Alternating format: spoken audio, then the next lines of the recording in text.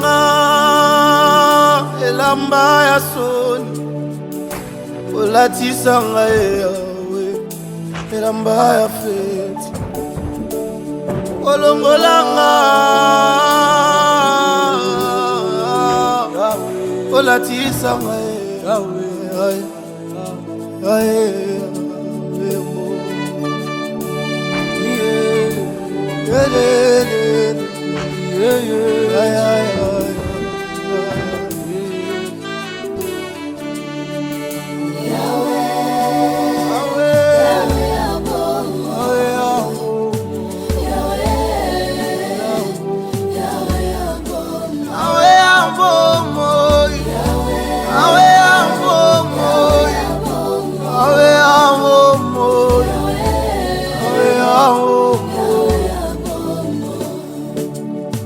telemi na kondima nyonso papa nayebi olongolaka soni okosanani okosana ayokaka na basusu papa nde balelaka matanga monaka na basusu Jésus nde balelaka ya bango ekomeli ngaya eleki makasi yaba motema ezosue oyebi kati ya motema tala moso ya kufeli mobali papa azolela Yesu babengani na ndako moya kolesa bana kutu eza te Jésus pasi na motema yo mobali ya bapebe aya odeli aya papa bofele oyo ndako na bango ekomi nde balabala asi na kati ayeba te akobandela kolia ndengeni nzambe abato azotala basusu bakekelasi ye moya kokende eza te le vouloir eza meme akoki eza te yo nzambe ya bofele ozomona olongolaka soni ya matanga na vi longola oyo Yesu latisanga yake olongolanga elamba ya soya olatisanga elamba ya fe olongolanga yawe olanga elamba ya soya Au commencement était la parole, et la parole, Christ. Radio, parole vie, la radio qui donne à travers la parole. Shalom, shalom, chers bien-aimés dans le Seigneur, chers auditeurs et auditrices de la radio Parole Vie, la RPV, chers téléspectateurs de la Foi TV, et Chiffre 9 Télévision, de l'F TV 2, Topé Bachel Moussousou, RK Pro TV, Kolosu Masia Nazareth, Asalabinongolu, Pebolam. Merci papa, merci maman. Bebokata pongi butu nyoso, Topé Tongo, nyoso. Ni pona kosomba Topé Koteka, kasi pona kozala branché na liloba nanzambe. La Bible dit, l'homme ne vivra pas seulement du pain, mais de toute parole qui sort de la bouche de l'Éternel. Oui, c'est vrai.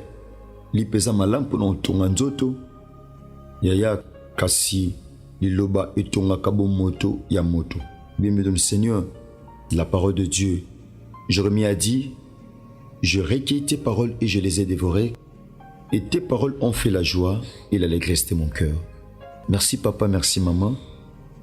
Nabandi, bien-aimé dans le Seigneur. Les autres continuent na thème nabiso. Des continuités dans le bandaki lobby. Par la grâce de Dieu. To continue dans le sambo, le kola mo mesano. Pe lundi, ce Christ à maison militaire de Toroshike. Na thème oyo, aucun malheur ne t'arrivera. Merci bien-aimé. Totangi makomi na nzambe. Tozana livre Jonas. Texte nabiso de base et 25 na livre Actes des Apôtres chapitre 28. Mais dit solo au bien-aimé dans le Seigneur. Nanga ki peto lobelango par la grâce de Dieu. Na livre ya Jonas chapitre 1er, le premier verset, la Bible dit ceci. La parole de l'Éternel fut adressée à Jonas. fils d'Amitai, en ces mots. Lève-toi, va à Ninive, la grande ville, et crie contre elle, car sa méchanceté est montée jusqu'à moi. Et Jonas s'éleva pour s'enfuir à Tarsis, loin de la face de l'Éternel. Il descendit à Jaffo et trouva un navire qui allait à Tarsis. Il paya le prix du transport et s'embarqua pour aller avec le passager à Tarsis, loin de la face de l'Éternel. Mais l'Éternel fit souffler sur la mer un vent impétueux. Il s'éleva sur la mer une grande tempête. Le navire menaçait de faire un naufrage. Les mariniers eurent peur. Ils imploraient chacun leur Dieu. Ils jetèrent dans la mer les objets qui étaient sur les navires afin de les rendre plus légers. Jonas descendit au fond du navire, se coucha et s'endormit profondément. Le pilote s'approcha de lui et lui dit: « Pourquoi dors-tu? Lève-toi, invoque ton Dieu. Peut-être voudra-t-il penser à nous et nous ne périrons pas. » La parole du Seigneur. Seigneur, te péché merci Kolo pour la lecture de Salé Lubanayo. Saint-Esprit et se pelisa nzambe toujours compréhension exacte na Lubanayo tata afin que tu transmettre pensée na yo na peuple no na butu to pe na tonga lelo na kombono Yesu Masia Nazareth nde to bondeli petolobi. Amen. Ce vrai bien-aimé, le grand thème au Tozanango, ezali aucun malheur ne t'arrivera. Bien-aimé, le solo Totangi, ezali solo, il y a un prophète, Jonas, un prophète de Dieu, ou Nzamba pesaki mission. Bien-aimé, Tobete Moussa Nzambe azaka une bénédiction pour le peuple de Dieu. Lorsqu'il respecte les principes ou la mission, la vision que Dieu lui a donnée. C'est ça. Lorsqu'il respecte l'itinéraire, la destination, c'est alors que l'homme de Dieu a osé attendre une bénédiction pour le peuple de Dieu. Cet homme de Dieu, bien-aimé, Nzamba Pessie mission, Nzamba Ebissie, Jonas, Telema Kende na Ninive. Bien-aimé, chacun de nous a une mission au Nzamba Pessaï. Mon frère, ma soeur, Ouana Mukilo te na Pamba, tu as une mission que Dieu t'a donnée. Ozana mission au Nzamba Pessio. Au soko kokisi angote eza échec na vie. Nzamba tobeli ba échoué. Pourquoi? Parce qu'ils n'ont pas pu. Ba ko sala te au Nzamba bengela bango basala. Ils n'ont pas pu réaliser ce à quoi Dieu les a appelés. Bien-aimé dans le Seigneur. Nzamba kambo Nzamba bengela moko na moko kati na biso. Nzamba pesi responsabilité, a pesi mission et pas na Jonas. Nzamba sali confiance. Abikende et pas na ba Ninivite. Yebisa bango mabe na bango e mati et pas nanga. Ba se repentir, sinon on détruire. Parce que na Nzambe o avant na détruire na vertisaka. Kende ko kebisa bango, kende ko yebisa bango. Ki mabe na bango mati pas nanga. Jonas, lui qui avait reçu la mission de la part de Dieu, Nesika qui est na Ninive, Yaya a changé de destination à Tarsis. Beaucoup d'enfants de Dieu aujourd'hui, même les hommes de Dieu, qui changent de destination, ou bazo changer ba itinéraire. Nzambe bise qui est na gauche, à qui na droite.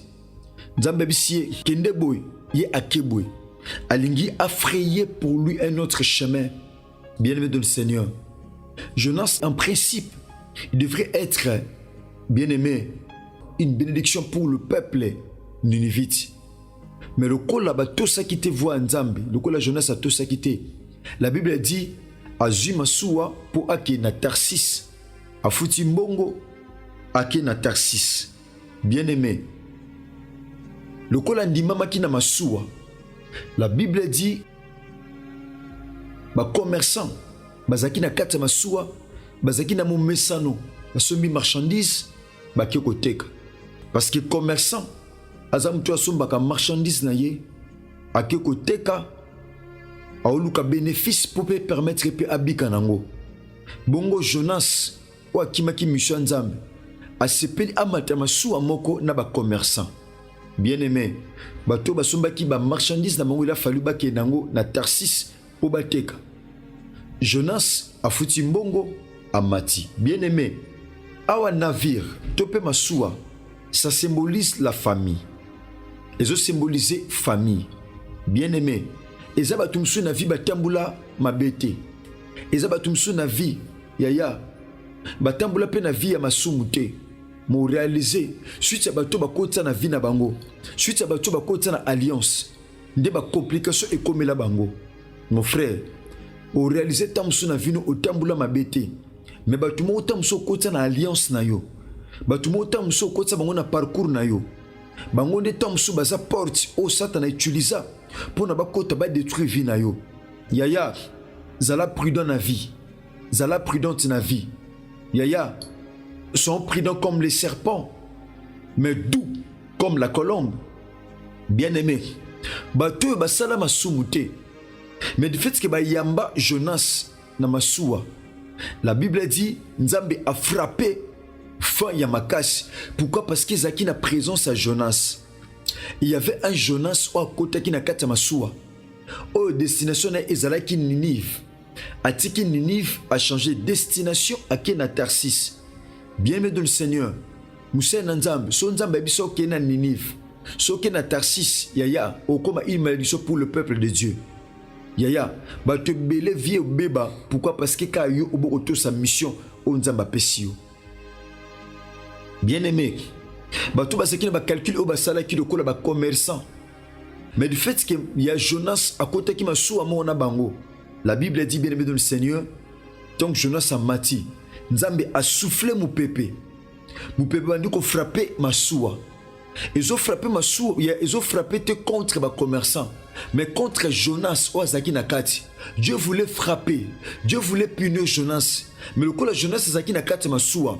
Batunos Mazaki na ma soua. Babika qui passe sur la Seigneur qui Jonas abik. Mon frère, Yibakana no côté na parcours à vie. Yibana no côté na alliance. Ya vie nao. Bien-aimé, la Bible dit, mon pépé Yamakash, un vent violent, bandit qu'on frappé. Pendant qu'ils ont frappé, les commerçants vont comprendre, babi mbongo mutumta salango. Toki pe kokufa, totiki mbongo, totiki marchandise, toyokan. Tant susu, mpépé ozobeta makasi, tant susu toke na kojinda, parce que marchandise est belé. Il c'est vrai. Quand la marchandise peut belé, va à botomo nangote. Bah épreuve à botokuta nangote. Mais tous les options, tous les canis, tous les marchandises, tout bois kanamai. Pour que ma soua est comme léger pour nabiso. Bah juste solution à mon qui bomoto. Bien aimé, que le cas solution libande à volonté nzambe. Yaya, et ça passe. Que le cas solution libande à nzambe. Yaya, c'est un échec. Ils ont battu un échec na vie na bango. Pourquoi? Parce que baluka solution na makasi na bango ki bomoto. Mon frère, ma soeur, batu baluki solution na ndenge na bango. Babito zo marchandise to bois kanase. Malheur côté la bato na masuwa. Malheur côté la bango. Pourquoi? Parce que ba marchandise o ba sombaki bandi ko bois kango na mai. Perte côté na commerce bato. Ils ont battu belé pendant que non loba. Mabe komela bango. Malheur de côté la bango. Ya perte abatu ezaki na marchandise. Mais tom sou perte sa vie na yo. Ou eboka mana mai. Tom sou eza marchandise te. Mais tom sou ya santé. Tom sou ya diplôme. Tom sou ya sengo. Tom sou ya libala. Tom sou sanctification eboka mana mai. Tom sou crainte nzambe na vino eboka mana mai. Oje bate comment les retrouver? Mon frère, ma soeur. Oje bate nyoso eboka mana mai. Au Lucas solution à mon moto pour que ma soua est comme un peu léger. Yaya, quoi que batu basane ba Lucas solution. Mais la Bible dit tombe aux bleus bobo kana mai. Mais ils ont comme un temps où dangereux contre bango. Mon frère, ma soeur, c'était pas facile. Ezaki pas cité. Jonas pendant que bika ba conséquences au nyon sauté. La Bible dit qu'il n'y a que battre manesika makashi. Akende ko battre manase. Akeko bombama. Pendant que mutunyo soit telemi. Azo lukanzambe, bien aimé, te komi na temps oyo. Ton masu ezo frappé, ton famille ezo ningana, ton misal ezo ningana. Mon frère, il est temps pour nous de nous lever. Et ça temps pour nabiso to telema, pour te bele la nzambe nabiso. Yesu Masia Nazareth. La Bible dit moko na moko bande ko bele la nzambe na ye. Na tango wana batu bazaki batu binzambe nzambe. Batu moko na moko bande ko bela nzambe na ye. Tant musu pe Nouveau Testament tango wana pe bimaki. Batu bakomo bela nzambe. Pour nzamba sauver bon ba mona ki liwa. Non seulement perte biloko. Babanga qui peut perdre ma vie humaine. Bien-aimé dans le Seigneur. Malheur est côté li batu oyo. N'habite malheur est comme dans le domaine ni. Batu malheur est comme là d'une manière physique. Mon frère, ma soeur, n'habite malheur. Yaya est comme dans le domaine ni. Malheur est côté li batu. Basu biloko babwaki na mai. Bien que babwaki biloko na mai mais so simbate. Ezo simbate la Bible dit ma ezo koma tango nyonso makasi mopepe ezo koma makasi masuwe komo kena kojinda. Bienvenue dans le Seigneur. Tomba jubiloko babwaki na mai bien-aimé. Nzoka mutu azo sala onyo mabe onyonso alala na epongi. Bien au réaliser tom suna vino batu balukilo mabe balala. Tom su batu baluka humiliation no balala. Oyeba kutekeza bango. Ba se camoufler quelque part. Babatema quelque part. Mais la Bible dit devant Dieu, tout est à nu et à découvert. Nul n'est caché devant le Seigneur. Tout est révélé devant Dieu. Et ça ne loko mon côté ko échapper na contrôle yanzambe. Rien ne peut échapper au contrôle de Dieu. Dieu est au contrôle. Nzamba au contrôler ma kamunyos. Amona même fourmi ya mundu na se ya libanga mundu même ne sika mulili. Il y a un détail mon côté ko échapper na contrôle yanzambe. Yesu Masia Nazareth bien-aimé dans le Seigneur. Amona anyos. Amona même fourmi ya mundu ne sika ya mulili. Bien-aimé pendant que banduku bazu biloko babwaki na mai Jonas. La Bible dit abatami na kwa moko songolo. Tant pilote habité na tam samasoua mais cette fois-ci na mono komedi kamususu. Pilote a telemi. La Bible dit ake okuta Jonas na kwa abatama. Bien-aimé, tant sou mutalukila ko malheur abatama quelque part. Moye bakiza ezate. Tant sou mutalukila yo pasi yaya abatama quelque part. Tant sou abatama lokola Jonas. Mais il y a un Dieu. Or découvrez pas abatama. Tika bolingongolo pe bolam ya Christ. Bien-aimé dans le Seigneur, je l'ai toujours dit, je suis le prédicateur de la bonne nouvelle. Merci de konanga mo sipe mobali ndeko comme pasteur top évangéliste. Natina kopanza sango malamu ya kolo Yesu Masia Nazareth na nzela radio parole vie. Ce Christ a maison militaire na bandi tokutani bongo lobby na programme na biso ya losambo ya samedi na radio parole vie. Non du mete kola ozanga te ko sala biso ngolo pe bolo. Merci papa, merci maman. Tika bolingongolo pe bolam ya Christ bilabino. Mon nom se contacte ezali plus 243 89 58 45 235. Merci na ndeko Nataki Futa, ndeko Chris Kunenga Enoch, ndeko Jexape Mamamona, ainsi que toute la grande famille à Radio Parole Vie. Ce Christ a maison milité tokutani bongo lobi na numéro asika, sinon que Dieu bénisse. Merci. Au commencement, était la parole, et la parole, et la parole, et la parole, Christ, radio, parole vie, la radio qui donne la vie, à travers la parole, la parole.